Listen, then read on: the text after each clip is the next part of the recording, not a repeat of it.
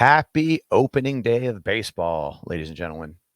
I am Dan Old School Green, and this is Quick Takes brought to you by the Heat Ratio Sports Network. Check us out on YouTube, subscribe, tap that bell, and you'll be informed of all our wonderful programming.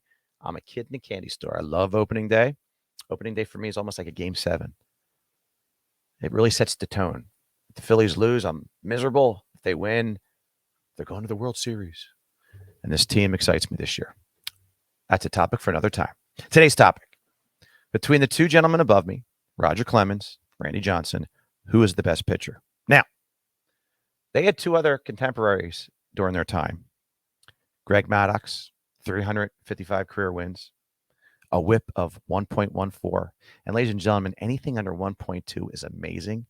Career 1.14. And the best pitcher of them all is Pedro Martinez. Do you realize between 1995 and 2006, a 12-year span, his whip was never above 1.2. And again, 1.2 is amazing. And for 12 straight years, he was under that. And for the life of me, one of the greatest stats that I've stumbled upon, his whip in 2000 was .737. That is insane. A whip of 0.1 is amazing. Phenomenal.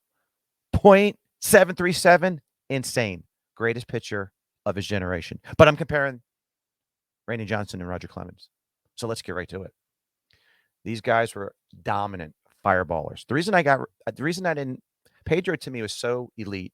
He didn't have the longevity of these two, or their career wins, but his compact 12, 14-year span was insanely the best I've ever seen. The equivalent of what Sandy Koufax brought to his era, a short career with amazing stats in a short period of time. But I'm comparing these two guys because they're both flamethrowers, and they both pitched over 20 years, 22 and 24 years respectively. 24 for Rogers, 22 for Randy Johnson. Maddux had a long career too, but he wasn't in the fireball class, so that's why I'm leaving him out. So that's why it's between these two guys. So let's get right to it. Roger Clemens, 24 years, 7 Cy Youngs, the most ever. 354 wins, one less than Greg Maddux. 4,672 Ks. His whip, which again is walks and hits per innings. So you take the walks and hits and divide that by innings pitched, and that's how you come up with this number. Anything below 1.2 is phenomenal. Look at these two. They have identical whips essentially. 1.173 versus 1.171. Johnson was the more prolific strikeout pitcher. In 2 less years, he had 200 more strikeouts, but he had 51 less career wins. And, if he pitched 2 more years, would he have gotten 2 years of 25? No. So these guys are so spot on, even. It comes down to an opinion, and the instant opinion could be Clemens has to be ruled out because he was part of the steroid era. You know what? So was Randy Johnson. I'm not saying he was on it.